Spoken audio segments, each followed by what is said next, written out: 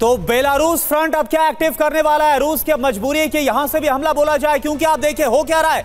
Kursk में सीधी जंग से भारी नुकसान हो रहा है। इस वक्त रूस को दबाव में रूस बेलारूस की मदद ले सकता है, वहां से हमला बोला जा सकता है। इसके अलावा बेलारूस से यूक्रेन पर हमले शुरू हो सकते हैं, इसकी आशंका तेज होती हुई नजर आ रही है। और बेलारूस ने 1/3 सैनिक फ्रंट लाइन पर भेजे हैं, हालात को देखते हुए जिस तरीके से स्थिति यहां बिगड़ रही है। नया फ्रंट खुलने से यूक्रेन फिर से दबाव में आ सकता है, इसके पूरे आसार जताए जा रहे हैं। और देखिए सुमित, इसके कितने चांसेस आपको नजर आ रहे, क्योंकि कुर्स्क में अभी तक तो जो दावा है कि वो ये कहा जा रहा है कि यूक्रेन तो कामयाब हो रहा है, तो क्या उसको काउंटर करने के लिए यही रास्ता बचा है कि बेलारूस से हमलों को शुरू किया जाए?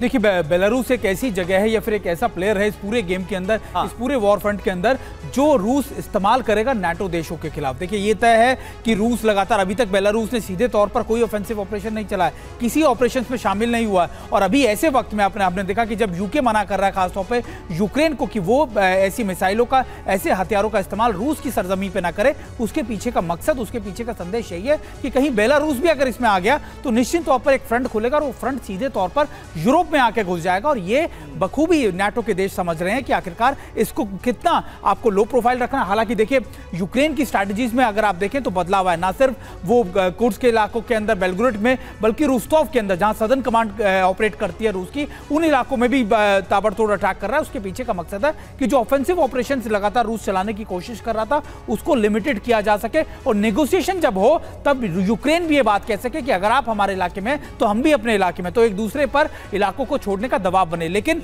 रूस के लिए अब चुनौती ना सिर्फ इन इलाकों को सिक्योर करना है, बल्कि यह भी देखना है कि आने वाले इस वक्त में उसके ऑपरेशंस कितने ज्यादा आगे चल पाएंगे या फिर वो नेगोशिएशन पे बैठकर को यहीं सेटल डाउन कर देगा। चैलेंजेस आने वाले दिनों में कई सारे हैं, उससे कैसे पार पाया जाएगा बहुत महत्वपूर्ण है। लेकिन देखिए इस बीच चेचेन कमांडर रमजान कादिरोव का कारनामा, टेस्ला के साइबर ट्रक पर मशीन गन फिट की, इलॉन मस्क को रूस आने का इस बीच न्योता भी दिया गया। ये तस्वीरें आप देखिए किस तरीके से साइबर ट्रक पर टेस्ला के मशीन गन को फिट किया गया है। रमजान कादिरोव की ये तस्वीरें सामने आई हैं और इस बीच इलॉन मस्क को रूस आने का न्योता भी दिया गया है।